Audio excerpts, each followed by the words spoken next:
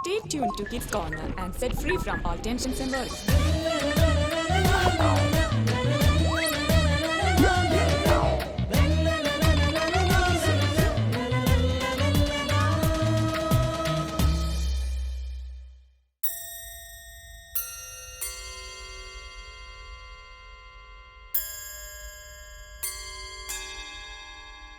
അപ്പുക്കുട്ട, ഞാൻ നാളെ ഒരു ക്യാമ്പിന് പോവാം. എന്ത് ക്യാമ്പ്? സിസ്റ്റർ ആൻറ്റി ഇന്നലെ എൻ്റെ വീട്ടിൽ വന്നിരുന്നു. ദേവിവിളി ക്യാമ്പിൽ പങ്കെടുക്കണമെന്ന് പറഞ്ഞു. ദേവിളി ക്യാമ്പോ? അതെന്താ? ഒരു വൈദികൻ അല്ലെങ്കിൽ കന്യാസ്ത്രീ ആവാനുള്ള വിളി നമുക്കുണ്ടോ എന്നറിയാനുള്ള പ്രോഗ്രാമാണത്. അപ്പൊ നീ അച്ഛനാവാൻ പോവല്ലേ? ആ, എനിക്കത് ഇഷ്ടം. എന്നാൽ എന്താ ഈ ദേവിളി? Praise God. ഇന്നത്തെ കിഡ്സ് കോർണറിലേക്ക് എൻ്റെ എല്ലാ കൂട്ടുകാർക്കും സ്വാഗതം. ഇന്നത്തെ നമ്മുടെ അപ്പുക്കുട്ടൻ്റെയും തോമസുട്ടിയുടെയും സംശയം കേട്ടോ, ദൈവവിളി. എന്താണ് ഈ ദൈവവിളി? നിങ്ങൾ ദൈവവിളിയെക്കുറിച്ച് കേട്ടിട്ടുണ്ടോ? ഇന്നത്തെ എപ്പിസോഡിൽ നമുക്ക് ദൈവവിളിയെക്കുറിച്ചുള്ള എല്ലാ സംശയങ്ങളും തീർക്കാൻ ശ്രമിക്കാം. ഇന്നത്തെ വചനം കുറച്ച് വലുതാണ്, പക്ഷെ എങ്കിലും നമ്മൾ പഠിക്കും. വിശുദ്ധ മത്തായി എഴുതിയ സുവിശേഷം 9-ാം അധ്യായം 37-38 വാക്യങ്ങൾ. വിളവധികം, വേലക്കാരോ ചുരുക്കം. അതിനാൽ തൻ്റെ വിളഭൂമിയിലേക്ക് വേലക്കാരെ അയക്കാൻ വിളവിൻ്റെ നാഥനോട് പ്രാർത്ഥിക്കുവിൻ. എന്ന് റിപ്പീറ്റ് ചെയ്യോ? വിളവധികം, വേലക്കാരോ ചുരുക്കം.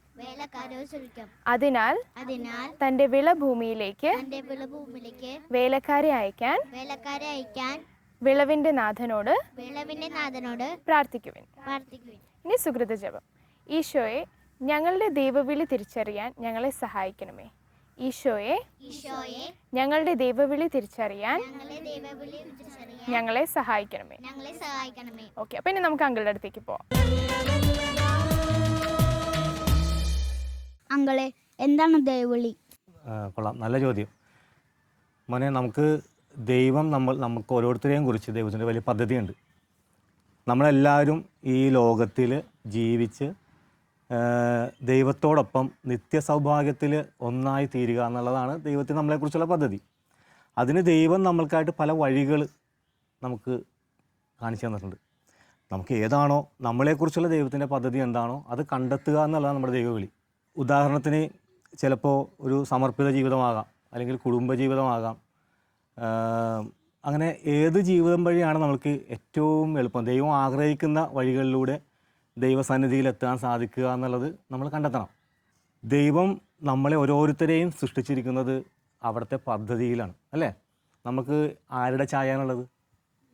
ദൈവത്തിൻ്റെ ചായ, അല്ലേ? ദൈവത്തിൻ്റെ ചായയിൽ ദൈവം ബാക്കി എല്ലാം ഉണ്ടാകട്ടെ എന്ന് പറഞ്ഞു, അല്ലേ? ആകാശം ഉണ്ടാകട്ടെ, സമുദ്രങ്ങളുണ്ടാകട്ടെ, പക്ഷികളുണ്ടാകട്ടെ എന്ന് പറഞ്ഞപ്പോൾ ഉണ്ടായി. പക്ഷെ മനുഷ്യനെ സൃഷ്ടിക്കാൻ നേരത്തെ ദൈവം എന്താ ചെയ്തത്? പൂഴിയെടുത്ത് അവിടുത്തെ കരം കൊണ്ട് മെനഞ്ഞു. അത്രക്കും ദൈവത്തിന് മുമ്പിൽ നമ്മൾ വിലപ്പെട്ടവരാണ്, അല്ലേ? നമ്മൾ പ്രഷ്യസാണ്. ദൈവത്തിൻ്റെ ഛായയിൽ അവിടുത്തെ കരം കൊണ്ട് മെനഞ്ഞു ഉണ്ടാക്കിയവരാണ് നമ്മൾ. അപ്പം നമ്മളെക്കുറിച്ച് ദൈവത്തിന് വലിയൊരു പദ്ധതിയുണ്ട്, അല്ലേ? ദൈവത്തിൻ്റെ ഛായയിൽ ഉണ്ടാക്കിയെങ്കിൽ തീർച്ചയായിട്ടും ദൈവത്തിന് നമ്മളെക്കുറിച്ചൊരു പദ്ധതിയുണ്ട്. നമ്മൾ ഈ ഭൂമിയിൽ എങ്ങനെ ദൈവമക്കളെ പോലെ ജീവിച്ച് സ്വർഗത്തിൽ ദൈവത്തിൻ്റെ ഒപ്പം, സ്വർഗത്തിലെ ആനന്ദത്തിൽ, ആ സ്വർഗീയ ആനന്ദത്തിൽ നമ്മൾ ജീവിക്കണം എന്നുള്ളതാണ് ദൈവത്തിന് നമ്മളെക്കുറിച്ചുള്ള വലിയ പദ്ധതി. അത് നിങ്ങൾക്ക് മനസ്സിലായല്ലോ. അപ്പോൾ ആ പദ്ധതി നമ്മൾ തിരിച്ചറിയുക എന്നുള്ളതാണ് ദൈവവിളി. അപ്പോൾ നമുക്ക് ഈ ലോകത്തിൽ ഞാൻ ഏത് സാഹചര്യത്തിലൂടെ വേണം ജീവിക്കുവാനായിട്ട് അത് തിരഞ്ഞെടുക്കുക എന്നുള്ളതാണ് ദൈവവിളി. മനസ്സിലായോ? അങ്കളെ, ദൈവവിളി എങ്ങനെ തിരിച്ചറിയും? ദൈവവിളി തിരിച്ചറിയാനായിട്ട് നമ്മൾ ദൈവത്തിൻ്റെ സ്വരം നമുക്കൊരു പരിചയം വേണം, അല്ലേ? നമ്മൾ വീട്ടിൽ ഏറ്റവും കൂടുതൽ കേൾക്കുന്ന സ്വരം ഏതാണ്? നിങ്ങൾ വീട്ടിൽ നിങ്ങളോട് ഏറ്റവും കൂടുതൽ സംസാരിക്കുന്ന ആരാണ്? അപ്പൻ അല്ലെങ്കിൽ അമ്മ, അല്ലേ? അപ്പൻ എപ്പോഴും എന്തെങ്കിലും കാര്യത്തിന് വിളിക്കും, അമ്മ മോനെ എന്നും വിളിക്കും, അല്ലേ? അപ്പോൾ അമ്മ വിളിക്കുമ്പോൾ അറിയാം അമ്മ എന്തിനാണ് വിളിക്കണം എന്നുള്ളത്. ചിലപ്പോൾ ഭക്ഷണം കഴിക്കാനായിരിക്കും. അപ്പോൾ നിങ്ങൾക്കറിയാം, അമ്മ എന്നെ ഭക്ഷണം കഴിക്കാൻ വേണ്ടി വിളിക്കുന്നുണ്ട്, ഓടിച്ചെല്ലും, അല്ലേ? അതേപോലെ തന്നെ ചിലപ്പോൾ എന്തെങ്കിലും കുരുത്തക്കേട് കാണിക്കുമ്പോൾ അടിക്കാൻ വിളിക്കാറുണ്ട്. ആ വിളി കേൾക്കുമ്പോൾ തന്നെ അറിയാം എൻ്റെ അമ്മ നല്ല അടി കിട്ടാനായിട്ടുള്ള സമയമായിട്ടുണ്ടെന്നുള്ളത്. നമ്മൾ പെട്ടെന്ന് തിരിച്ചറിയും, അല്ലേ? അമ്മയുടെ സ്വരം കേൾക്കുമ്പോൾ നമുക്കറിയാൻ സാധിക്കും. പക്ഷേ നിങ്ങളൊന്ന് ഓർത്ത് നോക്കിയേ, ഈ ഭൂമിയിൽ എന്നെ വളർത്തുവാനായിട്ട് താൽക്കാലികമായി ഏൽപ്പിച്ചിരിക്കുന്ന വ്യക്തികളാണ് എൻ്റെ അപ്പനും അമ്മയും. എൻ്റെ യഥാർത്ഥ അപ്പനാരാണ്? ദൈവം, അല്ലേ? സ്വർഗസ്ഥനായ എൻ്റെ പിതാവാണ് എൻ്റെ ഒറിജിനൽ ഫാദർ, എൻ്റെ യഥാർത്ഥ അപ്പൻ. അപ്പോൾ ആ അപ്പൻ്റെ സ്വരം ഇതിനേക്കാളൊക്കെ ഉപരി നമുക്ക് പരിചിതമാകണം. അതെങ്ങനെ പരിചയമാണത്? നമ്മൾ പ്രാർത്ഥിക്കണം അല്ലേ? എല്ലാ ദിവസവും നമ്മൾ പ്രാർത്ഥിക്കുന്ന ഒരു മക്കളാണെന്നുണ്ടെങ്കിൽ ദൈവത്തിൻ്റെ സ്വരം നമുക്ക് കേൾക്കാനായിട്ട് സാധിക്കും. ഒരു ഉദാഹരണം ഞങ്ങൾ പറഞ്ഞുതരാം. പഴയ നിയമത്തിൽ സാമുവേലിനെ എന്താണ് കർത്താവ് ദൈവം വിളിക്കുന്ന ഒരു ഭാഗം നിങ്ങൾ കേട്ടിട്ടുണ്ടോ? അത് സാമുവേൽ പ്രവാചകൻ ബാലനായിരിക്കുമ്പോൾ മാതാപിതാക്കൾ ഏലി പുരോഹിതൻ്റെ അടുത്തുകൊണ്ടേ ആക്കും. അപ്പോൾ സാമുവേലിന് ദൈവത്തിനെ വളരെ ഇഷ്ടമായിരുന്നു, കർത്താവിനെ വളരെ ഇഷ്ടമായിരുന്നു. അപ്പോൾ വാഗ്ദാന പേടകത്തിൻ്റെ അരികിൽ കിടന്നാണ് സാമുവേൽ ഉറങ്ങുന്നത്. അങ്ങനെ ഒരു ദിവസം ഉറങ്ങുന്ന സമയത്ത് ദൈവം സാമുവേലിനെ വിളിക്കുകയാണ്, സാമുവേൽ. അപ്പോൾ സാമുവേൽ ഞെട്ടി എഴുന്നേറ്റു, ഇതാരാണ് എന്നെ വിളിക്കുന്നത്? എൻ്റെ സാമുവേൽ എങ്ങോട്ടോ ഓടുന്നത്? ഓടി ഏലിയുടെ അടുത്തേക്ക് ചെല്ലും, പുരോഹിതൻ്റെ അടുത്ത് ചെല്ലും. ഗുരു അങ്ങ് എന്നെ വിളിച്ചായിരുന്നോ? അപ്പോൾ ഏലി പറയും, ഞാൻ നിന്നെ വിളിച്ചില്ല, പോയി കിടന്ന് ഉറങ്ങുമെന്ന് പറയും. അങ്ങനെ സാമുവേൽ വീണ്ടും തിരിച്ചു വന്ന് പിന്നെയും കിടക്കും. വീണ്ടും കർത്താവ് വിളിക്കണേണ്, സാമുവേൽ. അപ്പോഴും സാമുവേൽ മനസ്സിലാവുന്നില്ല ഇത് കർത്താവാണ് എന്നെ വിളിക്കണമെന്നുള്ളത്. വീണ്ടും ഓടി ഏലിയുടെ അടുത്തേക്ക് ചെല്ലും. അപ്പോൾ ഏലി വീണ്ടും തിരിച്ചു വിടും, ഞാനല്ല വിളിച്ചത്. മൂന്നാമതും വീണ്ടും കർത്താവ് വിളിക്കണേണ്, സാമുവേൽ വിളിക്കണേണ്. വിളിക്കുമ്പോഴും സാമുവേൽ ഓടിച്ചെന്ന് അപ്പോൾ ഏലി പുരോഹിതന് മനസ്സിലാവും ഇത് കർത്താവാണെന്ന് മനസ്സിലാവും. അപ്പോൾ സാമുവേലിൻ്റെ അടുത്ത് പറയും, ഇനി നിന്നെ ഇങ്ങനെ വിളിക്കുകയാണെന്നുണ്ടെങ്കിൽ നീ ഇങ്ങനെ പറയണം, ഇതാ കർത്താവെ അങ്ങയുടെ ദാസൻ അരുളി ചെയ്താലും എന്ന് പറയണമെന്ന് പറയും. അങ്ങനെ സാമുവേൽ വീണ്ടും കിടക്കും, വീണ്ടും കർത്താവ് വിളിക്കുന്നുണ്ട്, സാമുവേൽ. അപ്പോൾ ആ സ്വരം സാമുവേലിന് മനസ്സിലാവും. സാമുവേൽ അപ്പം തന്നെ മുട്ടുമേൽ നിന്ന് അടിയനിതാ എന്നോട് അരുളി ചെയ്താലും എന്ന് പറഞ്ഞ് സാമുവേൽ കർത്താവിന് ഉത്തരം കൊടുക്കുകയാണ്. പിന്നെ നിങ്ങൾക്കറിയാം സാമുവേൽ പ്രവാചകനെ വലിയ കാര്യങ്ങൾ കർത്താവ് ഏൽപ്പിക്കുന്നതും അനേക രാജാക്കന്മാർക്ക് അഭിഷേകം നൽകുന്നതും ഒക്കെ സാമുവേലാണ്. ദാവീദിനെയൊക്കെ തിരഞ്ഞെടുക്കുന്നതും ദാവീദിനെ കർത്താവ് വിളിക്കുന്നതും ഒക്കെ നമുക്കറിയാം. അപ്പോൾ ഇങ്ങനെ ദൈവം ഓരോരുത്തരെയും ഇങ്ങനെ തിരഞ്ഞെടുക്കുന്നുണ്ട്. അപ്പം നമ്മൾക്ക് എല്ലാവർക്കും ഈ ലോകത്തിൽ ദൈവം ഒരു ഇടം കണ്ടുവച്ചിട്ടുണ്ട്, ഒരു സ്പേസ്. നമ്മൾക്ക് വേണ്ടി ഒരു സ്പേസ് ദൈവം കണ്ടുവച്ചിട്ടുണ്ട്. അത് കണ്ടെത്തുക എന്നുള്ളതാണ് വളരെ പ്രധാനപ്പെട്ടത്. അതിന് ദൈവസ്വരം നമ്മൾ ശ്രവിക്കണം. ദൈവം നമ്മളോട് എപ്പോഴും ഇങ്ങനെ സംസാരിക്കുന്നത് ചിലപ്പോൾ മാതാപിതാക്കൾ വഴിയാകാം, അല്ലെങ്കിൽ ഏതെങ്കിലും പുരോഹിതർ വഴിയാകാം, അല്ലെങ്കിൽ ആരെങ്കിലും വഴിയൊക്കെ നമ്മളോട് ദൈവം ഇങ്ങനെ സംസാരിക്കും, നീ എന്താകണമെന്നുള്ളത്. നമ്മൾ ദൈവത്തോട് എപ്പോഴും ചോദിക്കണം, കർത്താവേ ഞാൻ എന്താകണമെന്നാണ് അങ്ങ് ആഗ്രഹിക്കുന്നത്. നിങ്ങൾക്കറിയോ കൊച്ചു ത്രേസ്യ പുണ്യവതിനെ അറിയില്ലേ? കൊച്ചു ത്രേസ്യ പുണ്യവതിയുടെ മാതാപിതാക്കൾ ആദ്യം കൊച്ചു ത്രേസ്യ പുണ്യവതി അമ്മ ഈ വിവാഹത്തിനൊക്കെ മുമ്പ് മഠത്തിൽ ചേരാൻ വേണ്ടി പോയ ആളാണ്. ചേരാൻ വേണ്ടി ചെന്നപ്പോൾ മഠാധിപ പറഞ്ഞു, നിനക്ക് ഈ ജീവിതമല്ല കർത്താവ് കാണിച്ചു തരുന്നത്, നിനക്ക് കുടുംബജീവിതമാണെന്ന് പറഞ്ഞുകൊണ്ട് കൊച്ചു ത്രേസ്യ പുണ്യവതി അമ്മയെ തിരിച്ചു വിടുന്നുണ്ട്. അതേപോലെ തന്നെ കൊച്ചു ത്രേസ്യ പുണ്യവതിയുടെ അപ്പനും പൗരോഹിത്യ ജീവിതത്തിലേക്ക് കടക്കുവാൻ ആഗ്രഹിച്ച ആളാണ്. അവിടെ നിന്നും അദ്ദേഹം തിരിച്ചു വരിക. അങ്ങനെയാണ് ഇവർ തമ്മിൽ വിവാഹിതരെ. നമുക്കിന്ന് നല്ലൊരു കൊച്ചു ത്രേസ്യ പുണ്യവതി എന്നുള്ളൊരു വിശുദ്ധയെ നമുക്ക് കിട്ടി അല്ലേ? ഇന്ന് കൊച്ചു ത്രേസ്യ പുണ്യവതിയുടെ മാതാപിതാക്കളും വാഴ്ത്തപ്പെട്ടവരാണ്. അപ്പോൾ നിങ്ങളൊന്ന് ഓർത്ത് നോക്കിയേ, ദൈവം എന്തുമാത്രം നമ്മൾ ഓരോരുത്തരെയും കുറിച്ച് പദ്ധതികൾ കാണുന്നു. എനിക്ക് പരിചയമുള്ള ഒരു സിസ്റ്ററുണ്ട്. ഈ സിസ്റ്ററിൻ്റെ വിവാഹത്തിൻ്റെ ഉറപ്പിക്കലിൻ്റെ അന്നാണ് ഈ സിസ്റ്റർ ആകുന്നതിന് മുമ്പ് കേട്ടോ, വിവാഹത്തിൻ്റെ ഉറപ്പിക്കലിൻ്റെ സമയത്താണ് ഈ മനസ്സിലാകുന്നത് എനിക്ക് കുടുംബജീവിതമല്ല കർത്താവ് ആഗ്രഹിക്കുന്നതെന്നുള്ളത്. അങ്ങനെ ഇവർ മടത്തിൽ പോയി ചേർന്നു. ഇന്ന് കേരളത്തിൽ അറിയപ്പെടുന്ന ഒരു സുവിശേഷ പ്രഘോഷകയാണ് ഈ സിസ്റ്റർ. അപ്പം ഇതുപോലെ ദൈവത്തിൻ്റെ വിളി നമ്മൾ തിരിച്ചറിയണം. എന്താണോ ദൈവം നമ്മളെക്കുറിച്ച് ആഗ്രഹിക്കുന്നതെന്ന് നമ്മൾ ഇതെല്ലാം സാധിക്കുന്നത് നമ്മൾ ദൈവവുമായിട്ട് ചേർന്നിരിക്കണം. ദൈവത്തിൻ്റെ സ്വരം നമുക്ക് പരിചയമാകണം. നമ്മളെപ്പോഴും പ്രാർത്ഥനയിലായിരിക്കണം. എങ്കിൽ നമ്മുടെ ഹൃദയത്തിൽ നിന്ന് ഇതേപോലുള്ള ചില ചിന്തകളൊക്കെ ഉയർന്നു വരും. ഞാൻ എന്താകണം? എൻ്റെ മൂത്ത മോള് എപ്പോഴും ചോദിക്കാറുണ്ട് എൻ്റെ അടുത്ത്, അപ്പം ഞാൻ എന്താവണം? അവൾക്കിപ്പോൾ ഒരു കൺഫ്യൂഷനാണ്, 9ാം ക്ലാസ്സിൽ പഠിക്കുകയാണ്. അപ്പോൾ അവളെപ്പോഴും ചോദിക്കും, അപ്പം ഞാൻ എന്താകണം? ഞാനും നിമ്മി ഞങ്ങൾ രണ്ടുപേരും പറയും, മോളെ നീ പ്രാർത്ഥിക്ക്. ഞങ്ങളും പ്രാർത്ഥിക്കുന്നുണ്ട്. മക്കൾ ദൈവം ആഗ്രഹിക്കുന്നൊരു ജീവിത സാഹചര്യത്തിലേക്ക് അവർ കടന്നു വരണം. അതിന് വേണ്ടിയിട്ട് പ്രാർത്ഥിക്കണം. മനസ്സിലായില്ലേ? അങ്കളെ, ദൈവവിളിക്ക് ചെറുപ്പം തൊട്ട് ഒരുങ്ങേണ്ട ആവശ്യമുണ്ടോ? തീർച്ചയായിട്ടും. ചെറുപ്പം തൊട്ടെന്ന് വെച്ചാൽ നമുക്ക് ഇതിനെക്കുറിച്ച് നമുക്ക് അറിവ് കിട്ടുന്ന സമയം മുതൽ തന്നെ നമ്മൾ നിങ്ങളുടെ പ്രായത്തിൽ തന്നെ നിങ്ങൾക്ക് ഒരുങ്ങാം, പ്രാർത്ഥിക്കണം. നല്ലപോലെ പ്രാർത്ഥിച്ച് വേണം നമ്മൾ ഏത് ജീവിതാന്തസ്സും തിരഞ്ഞെടുക്കുവാനായിട്ട്. എനിക്ക് പരിചയമുള്ളൊരു എൻ്റെ ഒരു കൂട്ടുകാരനുണ്ട് കോഴിക്കോടുള്ളത്. റജി എന്നാണ് പുള്ളിയുടെ പേര്. പുള്ളി പറഞ്ഞ ഒരു ഷെയറിങ് എനിക്ക് ഓർമ്മ വരികയാണ്. പുള്ളി പ്രീ ഡിഗ്രിക്കൊക്കെ പഠിക്കുന്ന സമയത്താണ് പുള്ളിക്ക് മനസ്സിലാവുന്നത് എനിക്ക് ഒരു കുടുംബജീവിതമാണ് ദൈവം ആഗ്രഹം. ആ കുടുംബജീവിതത്തിന് വേണ്ടി പ്രാർത്ഥിച്ചൊരുങ്ങണമെന്ന് പുള്ളിക്കൊരു പ്രചോദനം കിട്ടി. അങ്ങനെ പ്രീ ഡിഗ്രിക്ക് പഠിക്കുമ്പോൾ തുടങ്ങി ജീവിത പങ്കാളിക്ക് വേണ്ടി പ്രാർത്ഥിക്കുമായിരുന്നു. ദൈവമേ, എനിക്ക് ചേർത്ത് തരുന്ന ഇണയ്ക്ക് വേണ്ടി അവൻ ആ സമയം മുതൽ വർഷങ്ങൾക്ക് മുമ്പ് തന്നെ പ്രാർത്ഥിച്ചൊരുങ്ങി. ഇന്ന് വിവാഹം കഴിഞ്ഞു, മക്കളൊക്കെയായി. ഇന്ന് ജീസസ് യൂത്തിൻ്റെ മിനിസ്ട്രിയിൽ ഒരുപാട് മേഖലകൾ പ്രവർത്തിച്ച് നടക്കുന്നൊരു വ്യക്തിയാണ് റജി കാരോട്ട്. റജിയോട് ഇന്ന് ചോദിക്കും, അന്ന് മുതലേ പ്രാർത്ഥിച്ചതിന് എന്തെങ്കിലും ഗുണമുണ്ടോ? അപ്പോൾ ഈ റജി ചേട്ടൻ പറയും, ഞാൻ ഈ ധ്യാനാനുഭവമോ ജീസസ് യൂത്ത് എക്സ്പീരിയൻസ് ഒന്നും ഇല്ലാത്തൊരു ഭാര്യയാണ് എനിക്ക് കിട്ടിയത്. പക്ഷേ ഇന്ന് എൻ്റെ പ്രവർത്തനങ്ങൾക്കെല്ലാം എന്നെ സപ്പോർട്ട് ചെയ്യുന്നത് ഈ ചേച്ചിയാണ്. അപ്പോൾ ഓർത്ത് നോക്കിയേ, ചെറുപ്പം മുതൽ തന്നെ നമ്മൾ പ്രാർത്ഥിക്കേണ്ട അത്യാവശ്യം. എനിക്കറിയാവുന്ന ഒരു ഫാമിലിയിലെ ഒരു വൈഫ് എൻ്റെ അടുത്ത് പറഞ്ഞ കാര്യമുണ്ട്. ആ ചേച്ചി 10ാം ക്ലാസ് തുടങ്ങി. 10ാം ക്ലാസ്സിൽ പഠിക്കുമ്പോൾ ഒരു സിസ്റ്റർ പറഞ്ഞു, നിങ്ങളുടെ വിവാഹ ജീവിതത്തിന് വേണ്ടി നിങ്ങൾ എല്ലാ ദിവസവും ജപമാലയിൽ പ്രാർത്ഥിക്കണം.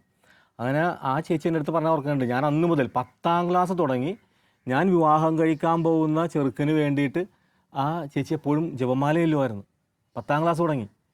അപ്പോൾ അതുകൊണ്ട് ഇന്ന് തിരിഞ്ഞു നോക്കുമ്പോൾ അവർ പറയാറുണ്ട്, ദൈവം എന്തുമാത്രം. ഈ ചേച്ചിയുടെ ഹസ്ബൻഡ് പറയും, ഞാൻ പഠിച്ച സമയത്തൊക്കെ, അതായത് പ്രീ ഡിഗ്രി, ഈ ചേച്ചി പ്രാർത്ഥിക്കുന്ന സമയത്തൊക്കെ ഈ ചേട്ടൻ പ്രീ ഡിഗ്രിക്കൊക്കെ പഠിക്കുന്നതായിരിക്കാം. പ്രീ ഡിഗ്രിക്കൊക്കെ പഠിക്കുമ്പോഴും ഡിഗ്രിക്കൊക്കെ പഠിക്കുമ്പോഴത്തേക്കും പല തിന്മയിൽ നിന്നൊക്കെ ദൈവം ഇങ്ങനെ പരിരക്ഷിച്ച് കൊണ്ടുവന്നത് ഈ പറയുന്ന വ്യക്തിയുടെ പ്രാർത്ഥന കൊണ്ടായിരുന്നു. തിരിഞ്ഞു നോക്കുമ്പോഴേ, അപ്പോൾ ഇവരെ ഒന്നാക്കുവാനായിട്ട് ഈ പ്രാർത്ഥനകൾക്ക് വളരെ ശക്തിയുണ്ട്. ദൈവഹിതം അനുസരിച്ച് നമ്മൾ ദൈവമക്കളെ പോലെ ജീവിക്കണമെന്നുണ്ടെങ്കിൽ നമ്മളുടെ ദൈവവിളിക്ക് വേണ്ടി നമ്മൾ ചെറുപ്പം മുതലേ പ്രാർത്ഥിക്കണം. അങ്ങനെ പ്രാർത്ഥിച്ച് വേണം നമ്മൾ ഓരോ ജീവിത സാഹചര്യം നമ്മൾ തിരഞ്ഞെടുക്കുവാനായിട്ട്. ഓക്കെ അങ്കിളെ, ദൈവവിളി തിരിച്ചറിഞ്ഞു കഴിഞ്ഞാൽ എന്ത് ചെയ്യണം? ദൈവവിളി അറിഞ്ഞു കഴിഞ്ഞാൽ നമ്മൾ പല കാര്യങ്ങൾ, ഒന്ന് നമുക്കിപ്പോൾ സമർപ്പിത ജീവിതമാണ്, അല്ലെങ്കിൽ ഒരു പുരോഹിതനോ കന്യാസ്ത്രീയോ ഒക്കെ ആകാനായിട്ടൊക്കെയാണ് നിങ്ങളുടെ മനസ്സിലോ ചിന്ത തോന്നുന്നുണ്ടെങ്കിൽ നിങ്ങൾക്ക് ഏറ്റവും വിശ്വാസമുള്ള നമ്മുടെ സഭാധികാരികളോട് ഇത് പങ്കുവെക്കാം. നമുക്ക് ഏറ്റവും വിശ്വാസവും പ്രാർത്ഥനയും ഒക്കെ ഉള്ള മേലധ്യക്ഷന്മാരോട് നമുക്കിത് കാര്യം പങ്കുവെക്കാം. എനിക്കിങ്ങനെ ഒരു ആഗ്രഹമുണ്ട്, എനിക്കൊരു അച്ഛനാകണം, എനിക്കൊരു കന്യാസ്ത്രീ ആകണം, ഒരു സമർപ്പിത ജീവിതമാണ് ഞാൻ ആഗ്രഹിക്കുന്നതെന്ന് ദൈവം എനിക്ക് ചിന്ത തരുന്നു. അപ്പോൾ നിങ്ങൾ പോയി പ്രാർത്ഥിക്കാൻ പറയാം, ആലോചന ചോദിക്കാം. അതേപോലെ കുടുംബജീവിതമാണ് ദൈവം നിങ്ങളിൽ നിന്ന് ആഗ്രഹിക്കുന്നുണ്ടെങ്കിൽ പ്രാർത്ഥിച്ച് കാത്തിരിക്കണം. നിങ്ങൾ പ്രാർത്ഥിക്കണം, ദൈവമേ, കുടുംബജീവിതമാണ് എനിക്കങ്ങ് തന്നിരിക്കുന്നുണ്ടെങ്കിൽ ഞാൻ അതിനുവേണ്ടി ഈ സമയം മുതൽ പ്രാർത്ഥിക്കുകയാണ്. എനിക്കങ്ങ് ആ കുടുംബജീവിതത്തിന് വേണ്ടുന്ന എല്ലാ വഴികളിലൂടെയും കൃപകളും തന്നെ നയിക്കണമേ എന്ന് നമ്മൾ പ്രാർത്ഥിക്കണം. അപ്പോൾ ചെറുപ്പം മുതൽ തന്നെ ഈ ദൈവവിളിക്ക് വേണ്ടി പ്രാർത്ഥിച്ച് ഒരുങ്ങേണ്ട ഒരു അത്യാവശ്യതയുണ്ട്. നിങ്ങൾക്ക് അറിയാമോയെന്നറിയില്ല, ഒരു കഥയല്ല, നമ്മളെപ്പോഴും കാണാം. നിങ്ങൾ പുറത്തേക്ക് നോക്കിക്കഴിഞ്ഞാൽ കാണാൻ സാധിക്കും, ഈ വെള്ളം, ഒഴുക്കുള്ള വെള്ളത്തിൽ നിങ്ങൾ ശ്രദ്ധിച്ചിട്ടുണ്ടോ? ഈ ജീവനുള്ള മീനുകൾ ഇങ്ങനെ ഒഴുക്കിനെതിരെ ഇങ്ങനെ നിൽക്കും, അല്ലേ? ചത്ത മീനാണ് എന്ത് ചെയ്യും? വെള്ളം ഒഴുകുന്ന കൂട്ടത്തിലും ഒഴുകിപ്പോവും. അപ്പോൾ ലോകം പറയും, നിങ്ങൾ അങ്ങനെ പോയാൽ പോരെ, എന്തിനാണ് അച്ഛനാണത്, എന്തിനാണ് കന്യാസ്ത്രീ ആണത്, അല്ലെങ്കിൽ നിനക്ക് ഇങ്ങനെ ജീവിച്ചാൽ പോരെ എന്നൊക്കെ ലോകം പറയും. പക്ഷേ ദൈവം നമ്മളെക്കുറിച്ച് ഉദ്ദേശിക്കുന്ന ആ ഒരു ജീവിത സാഹചര്യം, ദൈവവിളി തിരിച്ചറിഞ്ഞു കഴിഞ്ഞാൽ നമ്മൾ അതിൽ ഉറച്ചു നിൽക്കണം. ഈ ജീവനുള്ള ഈശോ വന്നിരിക്കുന്നത് എന്തിനാ? ജീവൻ നൽകുവാനും വചനം അറിയില്ലേ? ജീവൻ നൽകുവാനും അത് സമൃദ്ധിയായി നൽകുവാനും, അല്ലേ? ജീവൻ്റെ സമൃദ്ധിയാണ് നമ്മുടെ ദൈവം. അപ്പോൾ ഈ ജീവനുള്ള മത്സ്യത്തിനെ പോലെ ഈ ഒഴുക്കിനെതിരെ ഇങ്ങനെ കയറി പോകണം. നമ്മൾ എല്ലാ പ്രതിസന്ധികളെയും തരണം ചെയ്ത് ഇങ്ങനെ, നമുക്ക് പ്രലോഭനങ്ങൾ വരും. ഇനി എന്ത് മണ്ടത്തരമാണ് ചെയ്യുന്നത്, നിനക്ക് എന്ത് സുഖമായിട്ട് സുഖിച്ച് ഈ ജീവിതത്തിൽ ഇങ്ങനെ കടിച്ചു പൊളിച്ച് പൈസയൊക്കെ ചിലവാക്കി ഫാഷനൊക്കെ അടിച്ചൊക്കെ നടന്നാൽ പോരെ, എന്തിനാണ് ഇങ്ങനെ പ്രാർത്ഥിച്ചേക്കുക? പക്ഷെ അവിടെയൊക്കെ ജീവനുള്ള മത്സ്യത്തെ പോലെ എല്ലാ പ്രതിസന്ധികളെയും തരണം ചെയ്ത് ഇങ്ങനെ ഒഴുക്കിനെതിരെ നീങ്ങി നമ്മൾ നമ്മുടെ ലക്ഷ്യത്തിലെത്തണം. അപ്പോൾ ദൈവം ഒരുപാട് സന്തോഷിക്കും. ഓക്കെ അങ്കിൾ, എന്നോട് പല കുട്ടികളും ചോദിച്ചിട്ടുണ്ട്, ഈ ദൈവവിളി നമ്മുടെ ഇഷ്ടം അനുസരിച്ച് തീരുമാനിച്ചാൽ പോരെ, ദൈവത്തിൻ്റെ ഇഷ്ടം നോക്കേണ്ട ആവശ്യമുണ്ടോ എന്ന്. അതിനോട് അങ്കിളിന് എന്തുത്തരാണ് പറയാനുള്ളത്? അത് നല്ലൊരു ചോദ്യമാണല്ലോ, അല്ലേ? നമുക്ക് ദൈവം അല്ലേ ഞാനങ്ങ് തീരുമാനിച്ചാൽ പോരെ, എനിക്ക് ഇഷ്ടമുള്ള പോലെ ജീവിക്കണം. ഇപ്പോൾ കഴിഞ്ഞ ഒരു ആൻസറിൽ പറഞ്ഞായിരുന്നെങ്കിലും എനിക്കിപ്പോൾ തോന്നുന്നത് ഒരു പ്രാർത്ഥന നമ്മൾ എല്ലാ ദിവസവും ഈശോ പഠിപ്പിച്ചൊരു പ്രാർത്ഥന ഉണ്ട്, ഏറ്റവും പവർഫുള്ളായിട്ടുള്ള വിലപ്പെട്ടൊരു പ്രാർത്ഥന. അതെന്താണ് ആ ഈശോ പഠിപ്പിച്ച പ്രാർത്ഥന? എന്താണ്? നമ്മൾ എല്ലാ ദിവസവും ജപമാലയിൽ ചെല്ലുന്ന പ്രാർത്ഥനയാണ്. അതെന്താണെന്ന്? സ്വർഗ്ഗസ്ഥനായ ഞങ്ങളുടെ പിതാവേ, അങ്ങയുടെ നാമം പൂജിതമാണമേ, അങ്ങയുടെ രാജ്യം വരണമേ, അങ്ങയുടെ തിരുമനസ് സ്വർഗത്തിലെ പോലെ ഭൂമിയിലും ആകണമേ. എന്താണ് ഈ പ്രാർത്ഥന? ഈ പ്രാർത്ഥനയിൽ അല്ലേ, സ്വർഗ്ഗസ്ഥനായ ഞങ്ങളുടെ പിതാവേ, അങ്ങയുടെ നാമം പൂജിതമാണമേ, ദൈവഹിതം എന്നിൽ പൂജിതമാണ് അല്ലേ, അങ്ങയുടെ രാജ്യം വരണമേ, അങ്ങയുടെ തിരുമനസ് സ്വർഗത്തിലെ പോലെ എന്നിൽ നിറവേറണം. നമ്മൾ ഈ പ്രാർത്ഥനയൊക്കെ ചൊല്ലിയിട്ട് നമ്മളെ തോന്നിയ പോലെ നമ്മുടെ ഇഷ്ടമനുസരിച്ച് ജീവിക്കാൻ വേണ്ടിയിട്ടാണ് നമ്മൾ ഈ പ്രാർത്ഥന ചെയ്യുന്നത്. സ്വർഗത്തിൽ ദൈവം നമ്മളെക്കുറിച്ച് എന്താണോ ആഗ്രഹിക്കുന്നത് അത് എന്നിൽ നിറവേറണമെന്ന് നമ്മൾ എല്ലാ ദിവസവും മുട്ടുമേൽ നിന്ന് ജപമാല ചൊല്ലി ഇങ്ങനെ പ്രാർത്ഥിച്ച് വിടുകണം. എന്താണ് ഇതിൻ്റെ അർത്ഥമൊന്നും മനസ്സിലാകുന്നില്ല അല്ലേ? നമ്മൾ മനസ്സിലാക്കണം. എല്ലാ ദിവസവും എല്ലാ ദിവസവും നമ്മൾ അപ്പനും അമ്മയും മക്കളും നമ്മൾ എല്ലാവരും ഒരുമിച്ച് ഇരുന്ന് പ്രാർത്ഥന ചെല്ലുന്നുണ്ട്. അപ്പോൾ ദൈവം അങ്ങയുടെ ഹിതം എന്നിൽ നിറവേറണമേ, അങ്ങയുടെ ഹിതം എന്നിൽ പൂജിതമാകണമേ നമ്മൾ പ്രാർത്ഥിക്കുന്നത്. അപ്പോൾ ദൈവഹിതം നമ്മൾ നിറവേറണം. അല്ലാണ്ട് എനിക്ക് ഇഷ്ടമുള്ളത് തിരഞ്ഞെടുത്തുകൊണ്ട് എനിക്കിഷ്ടമുള്ളത് പ്രവർത്തിച്ചുകൊണ്ട് ജീവിക്കാനുള്ളവരല്ല ദൈവമക്കൾ. ദൈവമക്കൾ എപ്പോഴും ദൈവത്തിൻ്റെ ഹിതം അന്വേഷിക്കണം. ദൈവം ഞാൻ ആരാകാൻ ആഗ്രഹിക്കുന്നു അതാകുവാനായിട്ട് നമ്മൾ പരിശ്രമിക്കണം.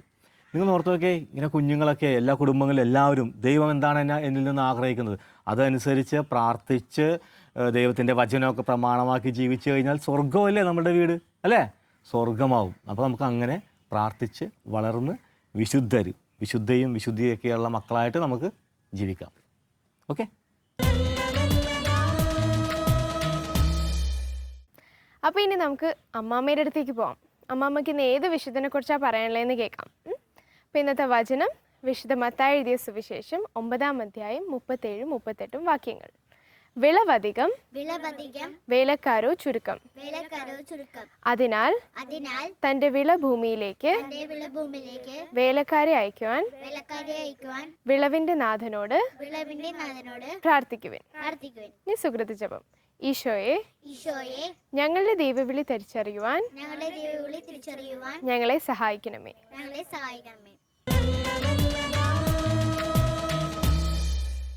നിങ്ങളിപ്പോൾ പല വിശുദ്ധരെയും പറ്റിയും കേട്ടില്ലേ? അവരോടൊക്കെ പ്രാർത്ഥിക്കാറുണ്ടോ? വിശുദ്ധയാകണമെന്നും വിശുദ്ധനാകണമെന്നും ഒക്കെ ആഗ്രഹമുണ്ടോ? അതിനുവേണ്ടി ശ്രമിക്കാറുണ്ടോ? അവർക്കൊക്കെ വിശുദ്ധരാകാമെങ്കിൽ പിന്നെ നമുക്കിന്ന് ആയിക്കൂടെ അല്ലേ? അപ്പം നമ്മൾ അതിനുവേണ്ടി ശ്രമിച്ചാൽ തീർച്ചയായും നമ്മളും വിശുദ്ധരായിട്ട് മാറും. ഇന്ന് നിങ്ങളോട് പറയാൻ പോകുന്നത് മരിയ ജോൺ വിയാനി എന്ന വിശുദ്ധനെ കുറിച്ചാണ്. കേട്ടിട്ടുണ്ടോ? വിശുദ്ധനെ കുറിച്ച് കേട്ടിട്ടുണ്ടോ? ഇന്ന് നമുക്കത് ആലോചിക്കാം. ജോൺ വിയാനി ജനിച്ചത് ഫ്രാൻസിലെ ലിയോൺസിലെ ഡാർഡില്ലി എന്ന ഗ്രാമത്തിലാണ്. മാതാപിതാക്കന്മാർ അപ്പൻ മാത്യു വിയാനി, അമ്മ മരിയ. ഇവർ കർഷകരായിരുന്നു. നല്ല ദൈവഭക്തിയും ദൈവഭയവുമുള്ളവരായിരുന്നു. അന്ന് ആ നാട്ടിൽ ദൈവത്തെക്കുറിച്ച് കേൾക്കാനേ പാടില്ല, പറയാനേ പാടില്ല എന്നുള്ളൊരു കാലഘട്ടമായിരുന്നു. അതായത് മതമർദ്ദനമുള്ള സമയം. അത് കാരണം അച്ഛന്മാരും അതുപോലെ തന്നെ ഉപദേശികളും എല്ലാം രാത്രിയിലാണ് കുർബാന ചൊല്ലുകയും പഠിപ്പിക്കുകയും ഉപദേശിക്കുകയൊക്കെ ചെയ്തുകൊണ്ടിരുന്നത്. അപ്പം ജോൺ വിയാനിയുടെ ബാല്യകാലവും യൗവനകാലവും ഒക്കെ ഈ ഒരു ബന്ധനത്തിലായിരുന്നു. എങ്കിലും ജോൺ വിയാനി നല്ല ദൈവഭക്തനായിട്ട് വളർന്നു വന്നു. കാരണം എന്താണെന്നോ? മാതാപിതാക്കൾ നല്ല ദൈവഭക്തരായിരുന്നു. അതുകൊണ്ട് അവനെ അതുപോലെ പരിശീലിപ്പിച്ച്. അപ്പോൾ എപ്പോഴും ജോൺ വിയാനിക്ക് തോന്നുമായിരുന്നു എനിക്കൊരു വൈദികനാകണമെന്ന്. അതിനുവേണ്ടി പരിശ്രമിക്കുമായിരുന്നു. 20 വയസ്സായപ്പോൾ ജോൺ വിയാനി വൈദികനാകാനായിട്ട് ആഗ്രഹിച്ച് മാതാപിതാക്കളോട് പറഞ്ഞു കഴിഞ്ഞപ്പോൾ അവർ പറഞ്ഞ് പോയിക്കോ, കുഴപ്പമില്ല. അപ്പം ഇവൻ്റെ അവകാശത്തിലുള്ള സ്വത്ത് ചേട്ടന് കൊടുത്തിട്ട് ഇവൻ സെമിനാരിൽ ചേർന്നു. സെമിനാരിൽ ചേർന്ന് പഠനം തുടങ്ങി. പക്ഷേ ഇവന് ലത്തീൻ ഭാഷ ഒട്ടും തലയിലോട്ട് കയറണില്ല, ഒട്ടും പഠിക്കാൻ പറ്റണില്ല. കുറേ ശ്രമിച്ച് പ്രാർത്ഥിക്കുകയൊക്കെ ചെയ്ത്, എന്നിട്ടും ഇവനത് പറ്റണില്ല. അപ്പം അവിടുത്തെ റെക്ടർ അച്ഛൻ വികാരി ജനറലോട് പറഞ്ഞ്, നമ്മുടെ ജോൺ വിയാനി പഠിത്തത്തിൽ വളരെ മോശമാണ്, പക്ഷേ അവൻ നല്ല ദൈവഭക്തനാണ് എന്ന് പറഞ്ഞു. അപ്പോൾ വികാരി ജനറൽ ചോദിച്ച്, ഭക്തിയോടെ അവൻ കൊന്തയല്ലോ, കൊന്ത ചൊല്ലുക മാത്രമല്ല, അവൻ നന്നായിട്ട് പ്രാർത്ഥിക്കുകയും ചെയ്യും. അവനെപ്പോലെ ഇത്രയും ഭക്തനായിട്ടുള്ള ഒരാൾ വേറെ ഇല്ലെന്ന് പറഞ്ഞു.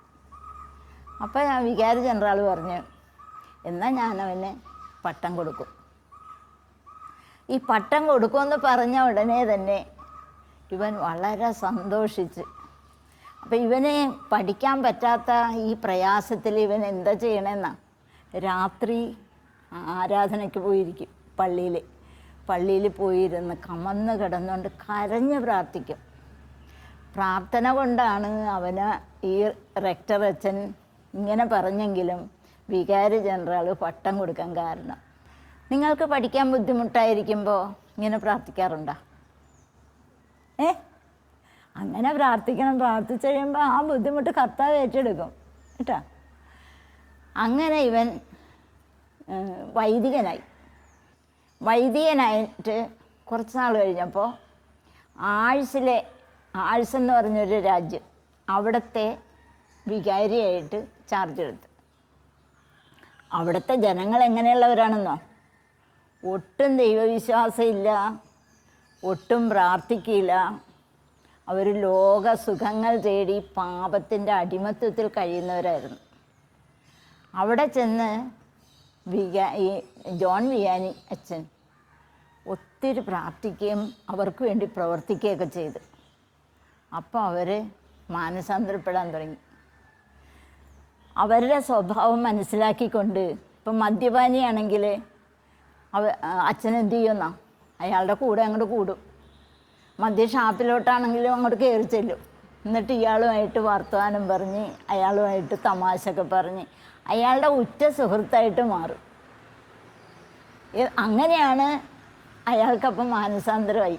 അച്ഛൻ പറയണത് എന്തും അനുസരിക്കാമെന്നുള്ള ആ ഒരു അവസ്ഥയിലായി. അതോടുകൂടി അയാൾ മാറിക്കഴിഞ്ഞാൽ അയാളുടെ ഫ്രണ്ട്സിനെയൊക്കെ അയാൾ വിളിച്ചിട്ട് വന്ന് ഈ അച്ഛനുമായിട്ട് പരിചയപ്പെടുത്തി. അങ്ങനെയാണ് ആഴ്സിലെ ജനങ്ങൾക്ക് മാറ്റം വന്നത്. ആഴ്സിലെ ജനങ്ങൾ പാപത്തിൻ്റെ അടിമത്തത്തിലായിരുന്നെങ്കിലും അച്ഛൻ്റെ പ്രയത്നവും പ്രാർത്ഥനയും വഴി അവിടെയുള്ള ജനങ്ങളെല്ലാവരും മാനസാന്തരപ്പെട്ടു. ഈ മാനസാന്തരം സാത്താന് ഇഷ്ടമാവുമോ? ഇല്ല. സാത്താൻ അച്ഛനെ എങ്ങനെയെങ്കിലും കൊല്ലാനുള്ള വഴി അന്വേഷിച്ചുകൊണ്ട് നടക്കുകയായിരുന്നു. ഒരു ദിവസം എന്ത് ചെയ്തെന്നോ, അച്ഛൻ്റെ കിടക്കയ്ക്ക് തീ ആളി കത്തി. അച്ഛൻ കിടന്നുറങ്ങല്ലേ, ആ സമയത്താണ് തീ ആളി കത്തണത്. ചാടി എഴുന്നേറ്റ് മുട്ടയിൽ നിന്ന് പ്രാർത്ഥിക്കാൻ തുടങ്ങി. പ്രാർത്ഥന കഴിഞ്ഞപ്പോൾ പിശാച് എവിടെ പോയെന്നറിയാൻ പാടില്ല, ഇതെല്ലാം തനിയെ കെട്ടു, ഈ തീയൊക്കെ കെട്ട്. അങ്ങനെയാണ് അച്ഛൻ പലരെയും മാനസാന്തരപ്പെടുത്തിയതിൻ്റെ ആ പ്രാർത്ഥനയുടെ ശക്തിയോടുകൂടിയാണ് അച്ഛൻ പലരെയും മാനസാന്തരപ്പെടുത്തിയത്. അതുപോലെ തന്നെ അച്ഛൻ കുമ്പസാരിക്കാനിരിക്കണത് എത്ര മണിക്കൂറാണെന്നറിയാമോ? തണുപ്പ് കാലങ്ങളിൽ 12 മണിക്കൂറാണ് കുമ്പസാരക്കൂട്ടിലിരിക്കുന്നത്. അല്ലാത്ത സമയങ്ങളിലൊക്കെ 18 മണിക്കൂർ. ഈ 12ഉം 18ഉം ഒക്കെ മണിക്കൂറുകൾ ഇരിക്കണതിന് അച്ഛന് ഒരു വിഷമവും ഇല്ല. അവരുടെ മാനസാന്തരം കണ്ടുകൊണ്ടേ അച്ഛൻ കുമ്പസാരക്കൂട്ടിയിൽ നിന്ന് ഇറങ്ങുള്ളൂ. അത്രമാത്രം പരിശ്രമിച്ചാണ് അവരെ മാനസാന്തരപ്പെടുത്തിയെടുക്കുന്നത്.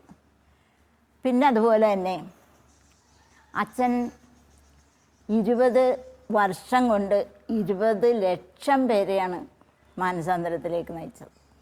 പഠിക്കാൻ വളരെ മണ്ടനായിരുന്നെന്നൊക്കെ എല്ലാവരും പറയുന്നുണ്ട്. എങ്കിലും അച്ഛൻ്റെ പ്രസംഗം ഇല്ലേ, ആ പ്രസംഗം കേട്ട് കഴിഞ്ഞാൽ എല്ലാവർക്കും ഭയങ്കര ഉത്തേജനമാണ്, പിന്നെയും പിന്നെയും കേൾക്കാനുള്ള ആഗ്രഹം.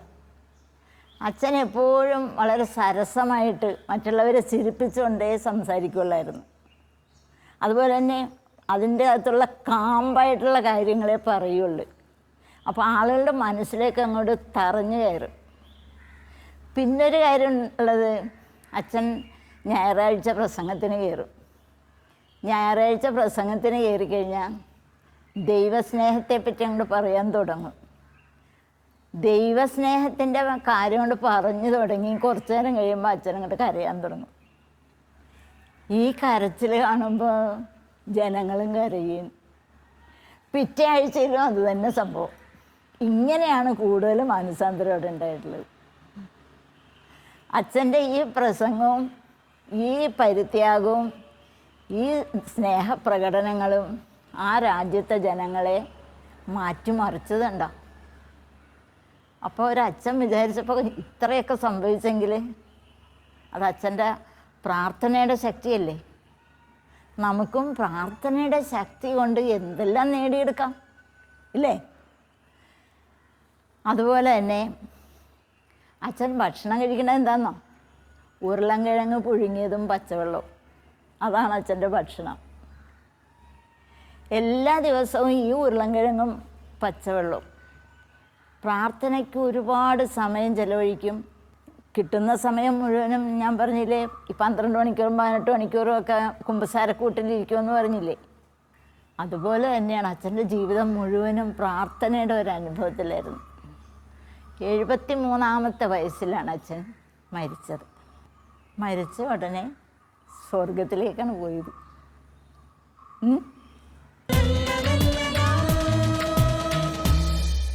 അങ്ങനെ അമ്മാമ്മ നമുക്കിന്ന് ഒരു വിശുദ്ധനെയും കൂടെ പരിചയപ്പെടുത്തി തന്നു നമുക്ക് പ്രാർത്ഥിക്കാനായിട്ട്. അപ്പോൾ പ്രാർത്ഥിക്കണം എല്ലാ ആഴ്ചയും. അടുത്തതായിട്ട് ഒരു വിഷ്വൽ കാണാം. ഈ വിഷ്വലിലൂടെ നമുക്ക് വൈദികർ നമ്മുടെ ലൈഫിൽ അവർക്ക് എന്ത് റോളാണെന്ന് ചെറിയ രീതിയിൽ നമുക്കൊന്ന് മനസ്സിലാവും. അപ്പോൾ ഒന്ന് കണ്ടു നോക്കാം. അതിനു മുമ്പ് വചനവും സുഹൃത്തുജപമായിട്ട് പറയാം. വിശുദ്ധ മത്തായി എഴുതിയ സുവിശേഷം 9-ാം അധ്യായം 37-38 വാക്യങ്ങൾ. വിളവധികം, വേലക്കാരോ ചുരുക്കം. അതിനാൽ തന്റെ വിളഭൂമിയിലേക്ക് വേലക്കാരെ അയക്കാൻ വിളവിന്റെ നാഥനോട് പ്രാർത്ഥിക്കുവിൻ. ഇനി സുഹൃത ജപം. ഈശോയെ, ഞങ്ങളുടെ ദൈവവിളി തിരിച്ചറിയുവാൻ ഞങ്ങളെ സഹായിക്കണമേ. Emergency, what is your location? I'm on Route 135. There's been an accident on the southbound side near exit 16. There's a kid lying in the road. He's got blood in his head. He's not moving very much. He only looks like he's like a 17. Please, you gotta hurry, okay? Hurry.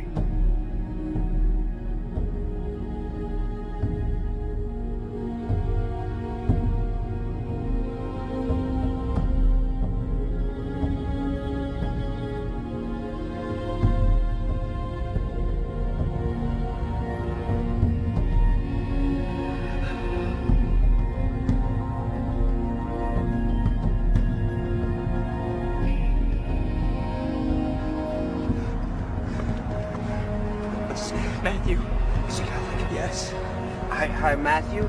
Hi, my name is Father James. Can you hear me?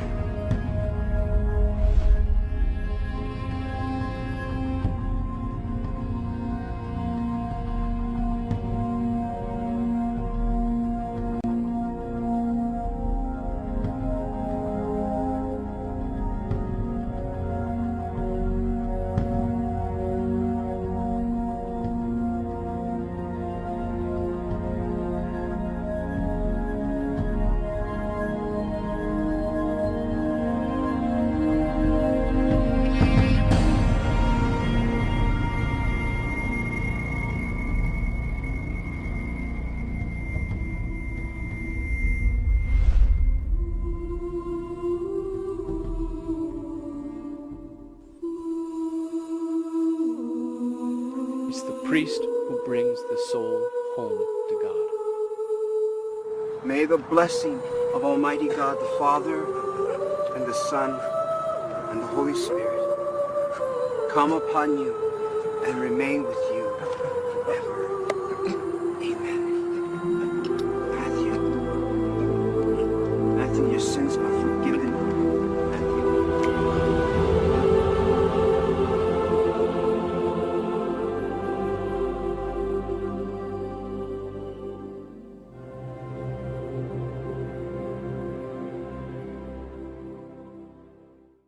ഈ visual കണ്ടു കഴിഞ്ഞപ്പോൾ നിങ്ങൾ ആദ്യം ചിന്തിച്ചത് ദൈവമേ ഈ accident പറ്റി കിടക്കുന്ന ആളെ ആരും ഹോസ്പിറ്റലിൽ എത്തിക്കാണ്ട് എല്ലാവരും നോക്കി നിൽക്കുക, അതിനോടൊപ്പം ഒരു അച്ഛൻ വന്ന് അന്ത്യകൂദാശ കൊടുക്കുക, അങ്ങനെയല്ലേ ചിന്തിച്ചത്? അതെന്താ കാരണം എന്ന് വെച്ചാൽ ഫോറിൻ കൺട്രീസിൽ അങ്ങനെയാണ്. ആക്സിഡൻറ്റ് പറ്റി കിടന്നു കഴിയുമ്പോൾ ആംബുലൻസ് വരാതെ അവരെടുത്ത് മാറ്റാൻ പാടില്ല. പക്ഷെ അത് മാറ്റി വെച്ച് കഴിഞ്ഞാൽ നമ്മളുടെ ഇന്നത്തെ ടോപ്പിക്കിനായിട്ട് റിലേറ്റ് ചെയ്യാൻ പറ്റുന്നത് ആ വൈദികനെയാണ്. ആ വൈദികനെ സംബന്ധിച്ചിടത്തോളം ഈ വിക്ടിം മരിച്ചു പോകുന്നതിന് മുമ്പ് അന്ത്യകൂദാശ കൊടുക്കുകയാണ്, അതായത് പുള്ളിയുടെ ആത്മാവിനെ സ്വർഗത്തിലേക്ക് എത്തിക്കുക. അപ്പോൾ എന്തൊരു വലിയ റോളാണ് പ്ലേ ചെയ്യണത്. ഇപ്പോൾ നമ്മുടെ ലൈഫിലായാലും നമുക്ക് പാപമോചനം, നമ്മുടെ ആത്മാവിനെ സ്വർഗത്തിലെത്തിക്കുക, അങ്ങനെ ഒരു വലിയ റോളാണ് വൈദികർ നമ്മുടെ ലൈഫിൽ പ്ലേ ചെയ്യുന്നത്. തോന്നിയിട്ടില്ലേ അത്? അപ്പോൾ നമ്മൾ എന്താ അവർക്ക് വേണ്ടി ചെയ്യേണ്ടത്? നമ്മൾ നമ്മുടെ ഇടവകളിലും നമ്മൾക്ക് അറിയാവുന്ന എല്ലാ വൈദികർക്കും വേണ്ടിയും പ്രാർത്ഥിക്കണം. ഇനി മുതൽ എല്ലാ ദിവസവും പ്രാർത്ഥിക്കുമോ? ഓക്കെ.